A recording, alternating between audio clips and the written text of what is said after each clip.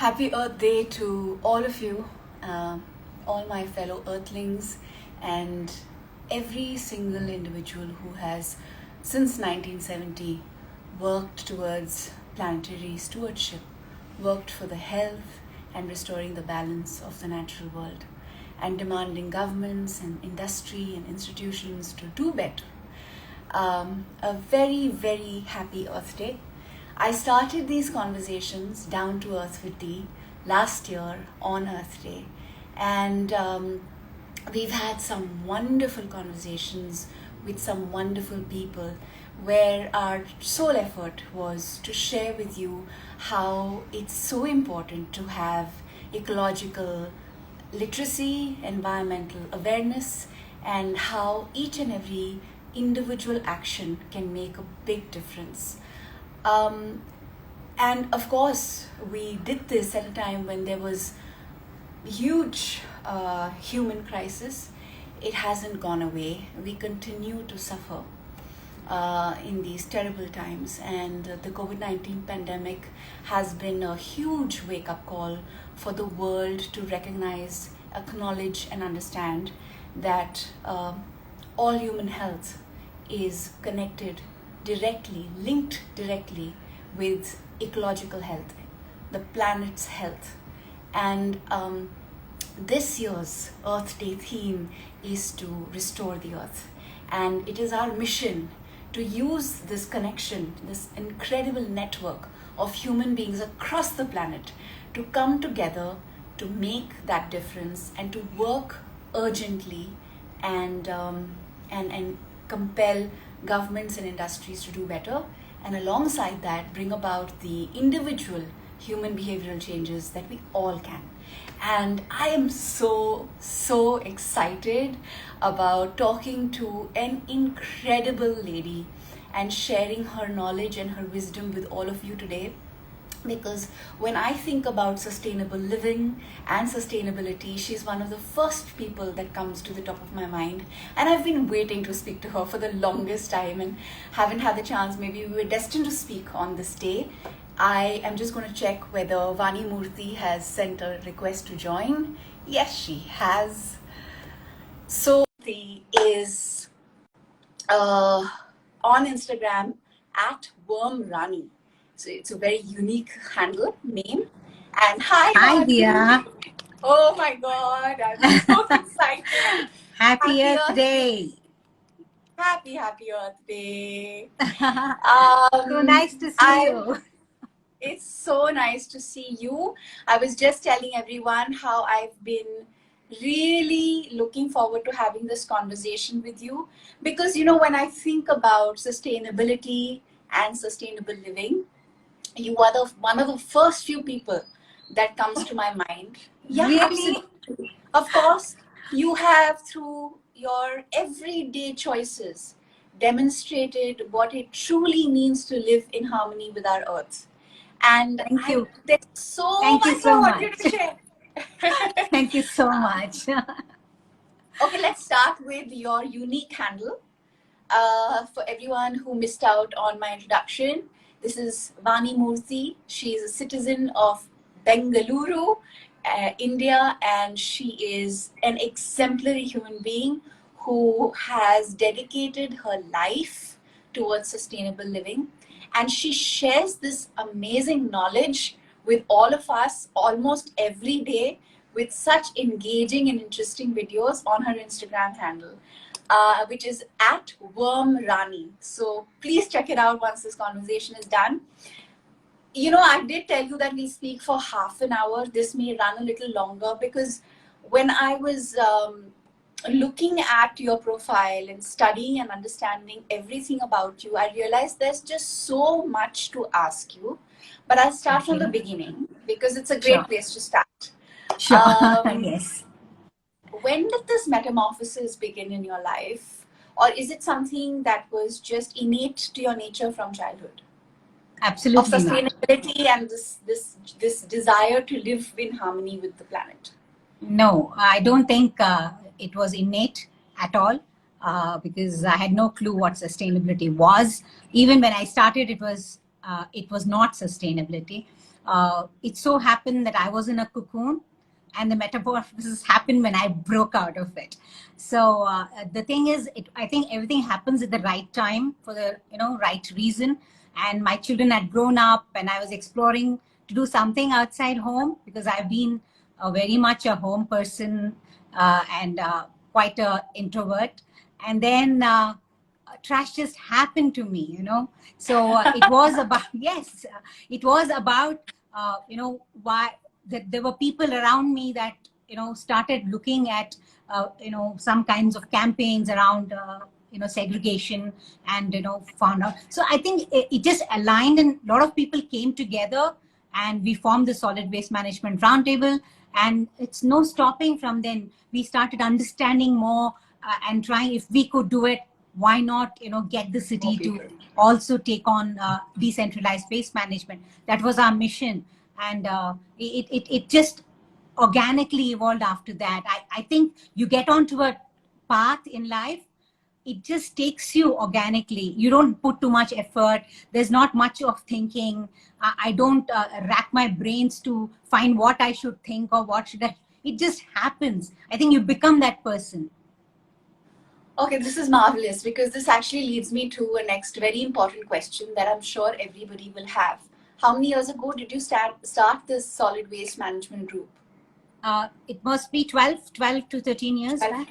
Okay, so this is marvelous, because you are basically saying that you spent your entire life nurturing your family and not really considering the impact of your waste on the environment, or even understanding or exploring what that waste may be doing to our health. Yes. And at some point 12 years ago, you realized that, 1 second, all this waste, where is it going? I always tell children that the human race is the only race that creates waste that does not mix with the earth. Absolutely. And is harmful to the earth and actually creates more harm than good. And I was doing this show many years ago, called 5 years ago, actually, to be specific, called Ganga, the Soul of India. And it was when I was in these pristine environments along the Ganga River, who is this revered and worshipped water body, and exploring the cultural reflection of this river and the environment impact on the river, because it's the second most polluted river in the world, that I realized how, when you're in these natural environments, how visible the plastic and the waste is. And it really shook my innards. I was like, where does all this stuff go? And then I started reading interesting books. There's a book called Poverty and Plastics that was based on research done by a lady who was studying in Oxford. Then I studied a book called The Book of Stuff. And then I basically realized that we, like most of the world, had failed to ask ourselves that despite packaging everything that we were using in our everyday lives, we had not accounted for the waste we were creating, and the fact that it was going to be in plastic, and where it's going to do and go, and what it's going to do to human health. So it's individual action like yours and perhaps mine that is leading to environmental awareness and consciousness. And I hope it can continue. But the momentum has to grow. Absolutely. I want to know, what's the organization doing currently, and how many households have you been able to transform? We as a group of citizens, concerned citizens, basically practitioners, came together thinking that we need to take it into our own societies. It started, make models, get more people to see, if one apartment block can segregate their waste and also look at diverting it away from the landfill, we could just say no to the landfill at the first step. So segregation was so important. So first part was about segregation. We went to the court with a PIL and got it mandated for the city of Bangalore, which was the landmark for us. and gave us the boost to, actually believe that we are on the path and this is the what we should be doing. And amazing citizens have come together. And in fact, today we have our, TEDx countdown in the evening, and we are so excited because first time we will be showing the world who we are and our personal stories. And it is, if people can catch us on, Facebook Live on Solid Waste Management Roundtable, it'll be great. So that's how we started, and we rolled out campaigns because we knew that awareness was the key. Many people are not even aware that if you mix waste, the municipality is not responsible for it. It is our responsibility because we have generated. It's not municipal. Just because I pay taxes or I pay something, it doesn't mean that they have to do. They cannot. No municipality can kind of handle the humongous waste that a city generates. And that is the reason why we said that every individual take responsibility of the waste you generate, you reduce it, then you make sure that you segregate them and make sure you send them to the dry waste, going to the dry waste collection center for recycling. Try and, our biggest campaign was Swachhagraha, which was about getting the people to compost, make it fun. It was like a 1 week challenge we threw. So it was really fun getting together as a group and doing things that gave us hope that there are people who are willing to shift. There has been an amazing. So if you ask me number of households, I have zero. I don't have a data, but of course we see more and more people, champions coming up in their societies. You need leaders. If you don't have leaders in your areas, it doesn't, it just doesn't go across. It just fails. So there are amazing people who are doing amazing work, and Dia, you are on top of it, doing at a very different level altogether. We are all localized here, and hope one day our entire SWMRT, model can be replicated everywhere, where citizens just come together and just transform their cities. Oh, absolutely. The power of active citizenship is unparalleled.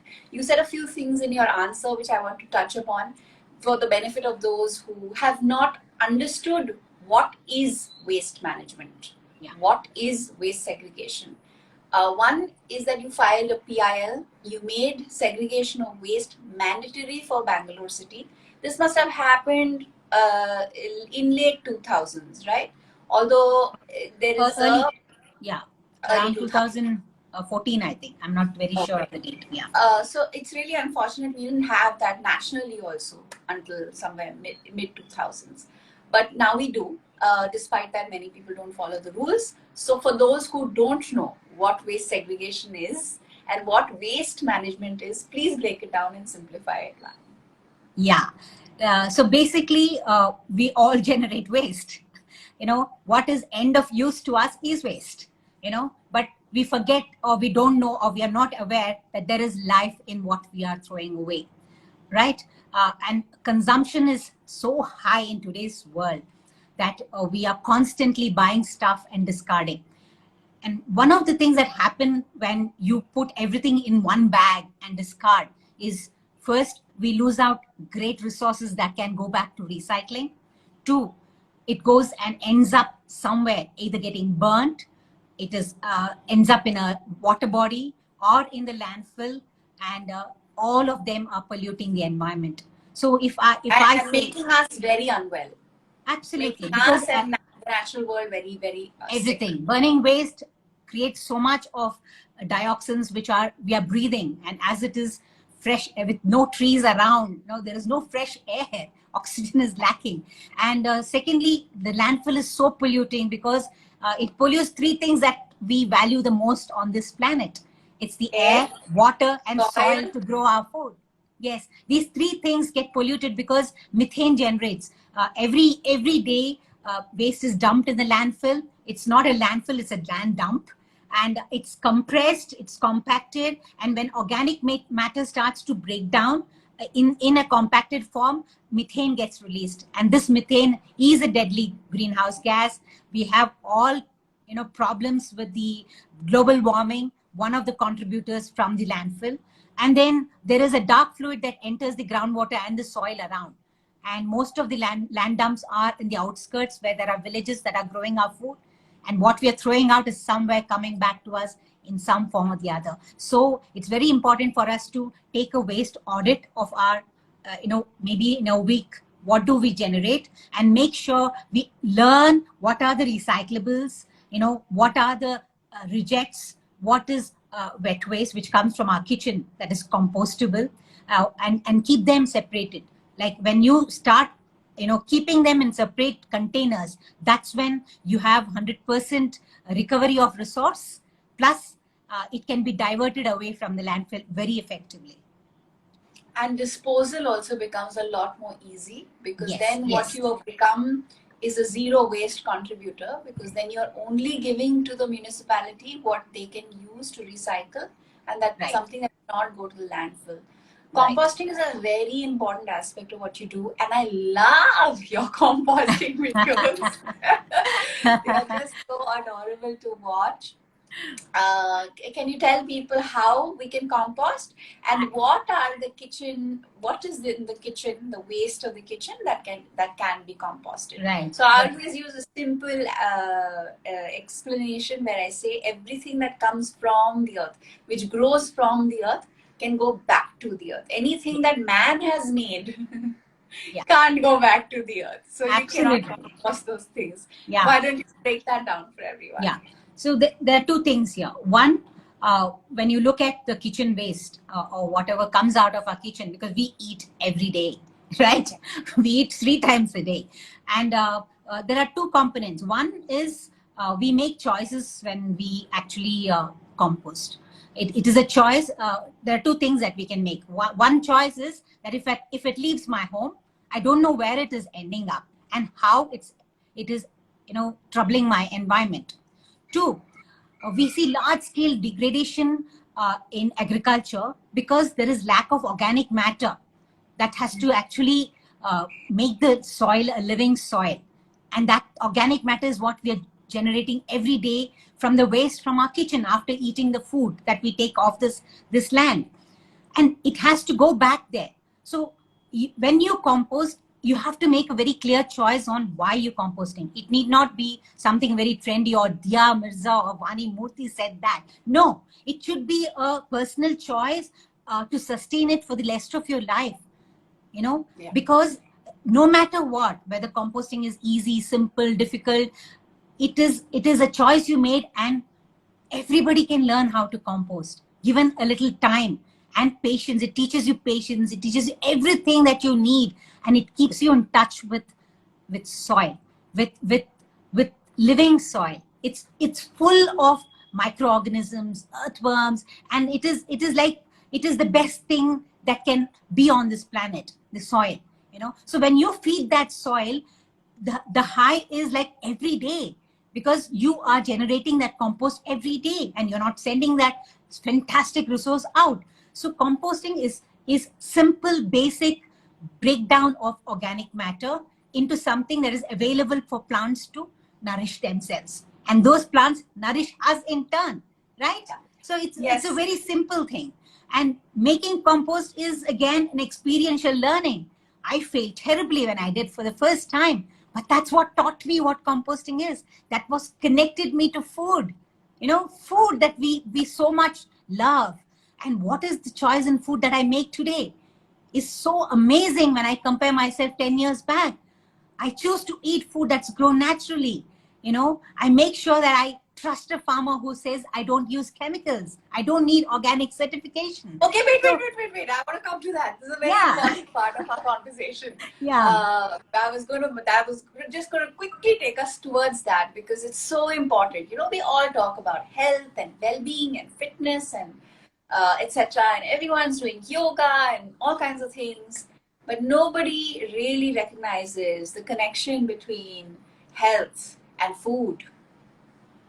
And yes, there are all these fancy diets people have, and eat every 2 hours, and different things. There's keto, there's this, there's that, and the rest.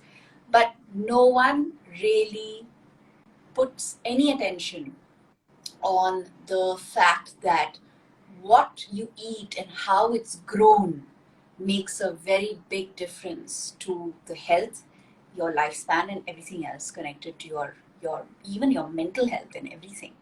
Um, you are so passionate about the soil, and you discovered this passion for soil, and soil led you to food, and now you even grow a lot of your own food, Vani. I know that you purchase food from farmers who grow food organically and naturally and chemical free, but you also grow your own food.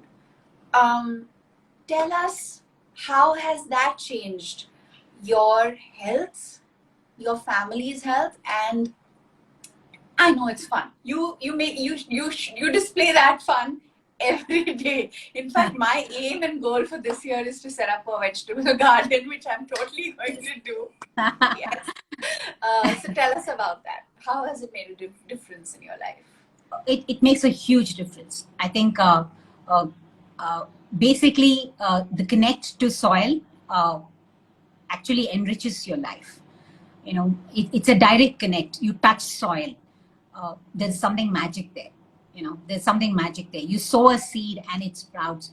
Whether it gives you something back or not, just to see that you have made that little effort, to want to see life grow. You know, that itself is such a beautiful sight.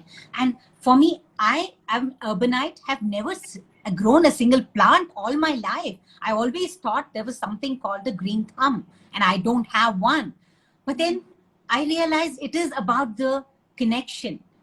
And once you connect, there is no stopping, because I have experimented with so many different kinds of growing, in my space. Whatever, I live on the third floor of an apartment.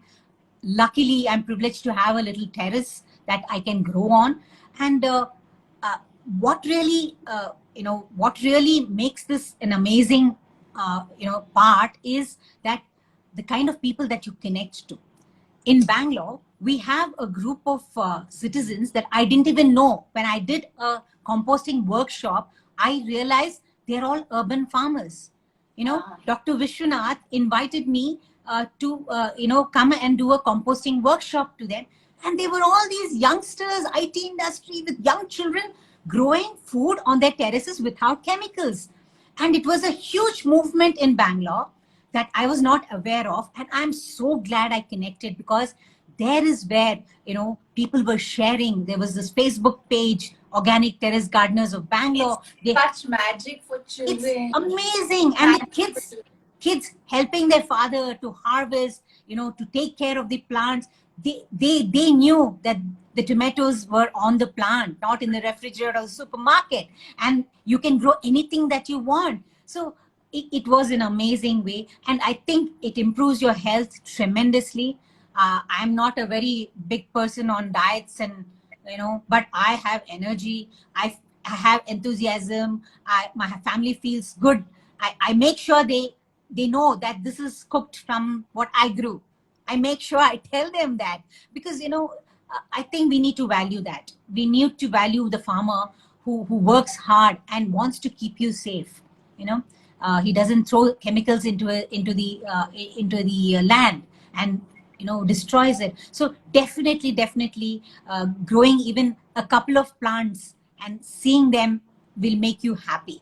Just the visual treat. And then if you can eat what you grow, that's nothing like it. Nothing like it. It's magic. Yeah, Magic. it's really like experiencing magic every day of your life, because we do value, not just value, but just discover the magic of the soil and the earth and life itself. Just Yes, the life. It's a living soil. It's teeming with life. I I mean, when I described you, I called you butterfly mommy. But you're also, called the composting queen, or mother of composting, and different things I use to describe you. But I know there are so many young people out there, and especially there's this beautiful, you had a chat with this boy as well from Delhi. Aman. Who through the lockdown last year discovered that he wanted to use his terrace to grow plants that would attract biodiversity, and he's also become a butterfly mother. Yes. and is growing, all kinds of plants that are helping butterflies come back. Yes. And I really, before we wrap this up, Vani, I could speak to you forever. We could just have this conversation because there's so much to ask and learn from you. But I think being a butterfly mother or a butterfly parent is just such a magical and a beautiful thing.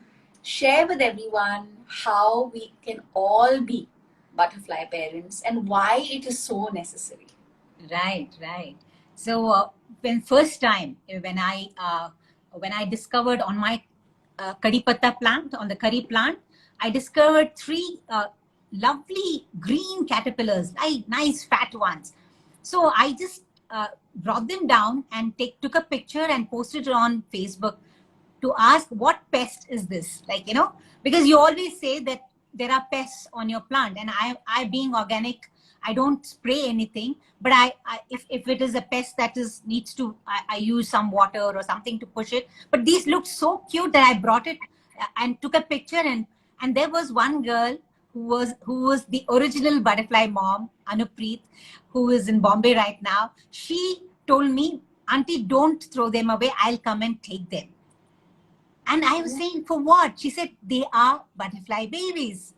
So, and that's when I realized that, uh, I mean, we don't even know. We look at a caterpillar and we don't realize, we just see them eating our plant and think that they are pests. So, and from that day, my another passion was to tell everybody that they are not pests. They will become beautiful butterflies. And so you just need two things when you need, because if you leave them out, why do I bring them in and rear them? Because they get predated. Lizards, birds, they eat them up. So they may not. The chances of survival is better if I protect them, is why I bring them in. So you need a host plant and a nectar plant. So nectar plants are all flowering plants which attracts a butterfly. But a host plants, there are certain varieties of host. There's the lemon tree. Lemon, yes, lemon, and there are a few more. You must know what are the different butterflies in your area so that you can pick up those plants and bring them and keep them. So you host them. So the butterfly comes and lays its eggs and then it flies away. But it knows that the caterpillar is going to eat that particular leaf. That's the amazing part of a butterfly's life, is the metamorphosis. And also, how does the butterfly know? It doesn't eat the leaves. Its babies eat the leaf, the ones which get hatched. How the hell did it know that this is the curry leaf that it needs? So it's wonders of nature. I mean, where it is so exciting. Nature is so exciting. And that's it. When you see them, when you see your leaves getting eaten, just pick them up, keep them in a box. Make sure you feed the same leaves that you found them on every day, maybe twice a day, so that they are fresh. They need moisture because they need some kind of to eat. So it should be fresh leaves. Dry leaves are no good for them. And then wait and watch. They go from one stage to the other and finally into the pupa. And when they come out, it is like, I always, every time they come out, I think I have come out. I feel I have released myself. So it is amazing. The metamorphosis is like, you cannot believe that such a huge butterfly was in that cocoon, transforming into something completely different from what it was. So it is very exciting. It's so true. The magic that one can experience if we can only spend some time observing nature. Absolutely. Everything in nature is so perfect, and everything about nature is so self-knowing. There's so much self-awareness. I mean, like you said, right? How does the butterfly know how to lay eggs on that particular plant? It will find it and come to it and do its work, and it's just amazing. Before I wrap this up, I want to share the symbolism of this butterfly. There's a very powerful theory that says that one action in one part of the world impacts the rest of the world, essentially highlighting how connected all life on earth is. And now, Vani, I think more than ever before, we are discovering as a human species how we need to rise above the conflicts and the things that have kept us away from truly acknowledging this connection that we have, and rebuilding a network and a system of lifestyle and living that can celebrate this connection every day with the earth and with Mother Nature.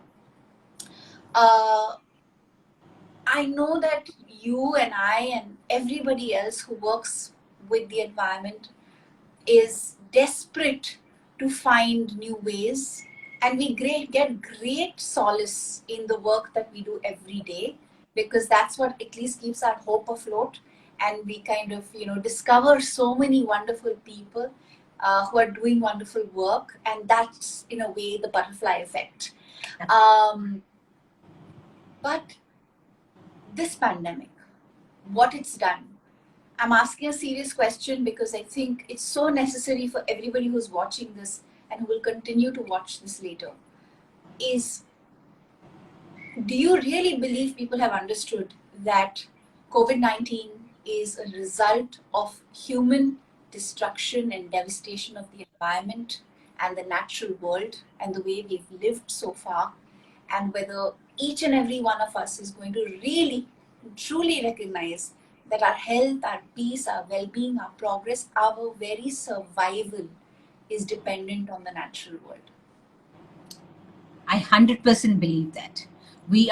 I was just today morning when I woke up, I looked at the sunrise, and I was looking at what would, if there was, if somebody is there out there, look at our planet, they would look and say, such a beautiful planet, why are you all destroying it? Because that's what is happening.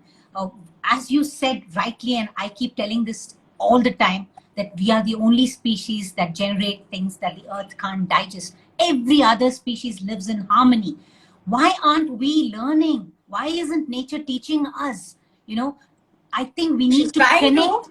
She's Yes, desperately trying to. we need to connect to learn. because we have disconnected. Nature is not teaching us anymore because there is a huge disconnect with nature. As you said, observe nature. It's going to teach you composting.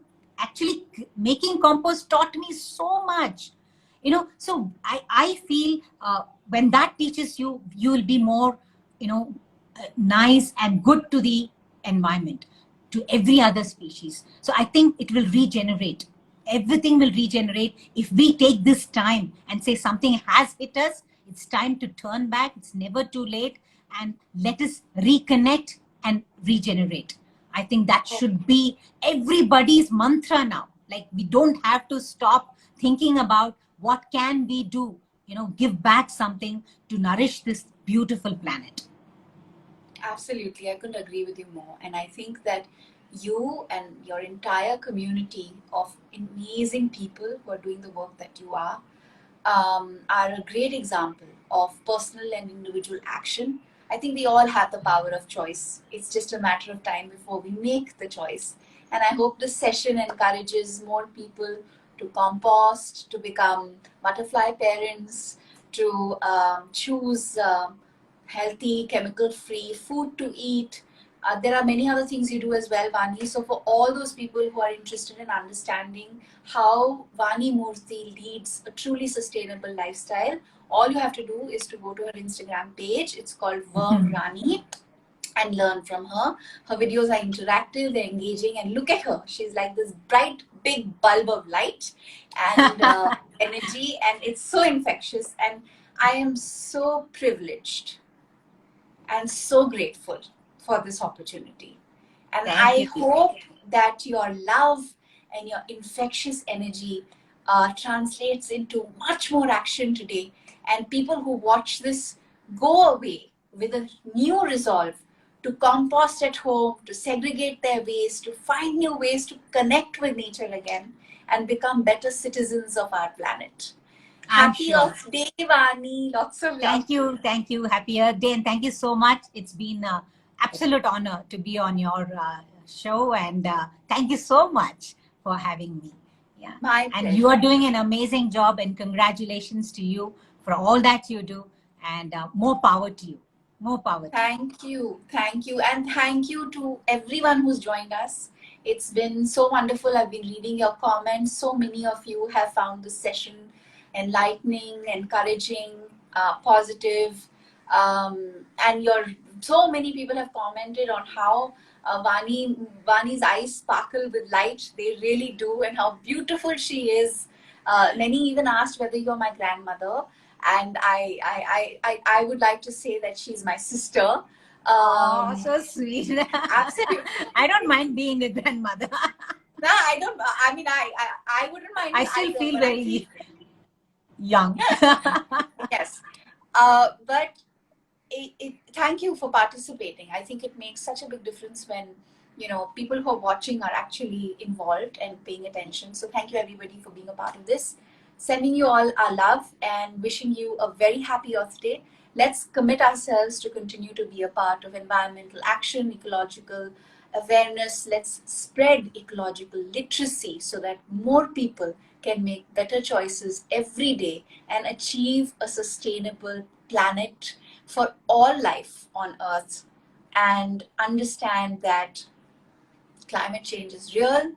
We are the biggest contributors of it, and we can fix this problem. And all we have is this decade to fix the problem. Absolutely. And we can do it. And we will so do beautifully. You put that up so beautifully. Thank you. Thank you. Happy So keep composting motivated. and happy Earth Day. Lots Thank of love, you. everyone. Thank you. Happy Earth Day to everyone. Bye bye. Bye, Dia. Bye, Thank you. Vani. Bye.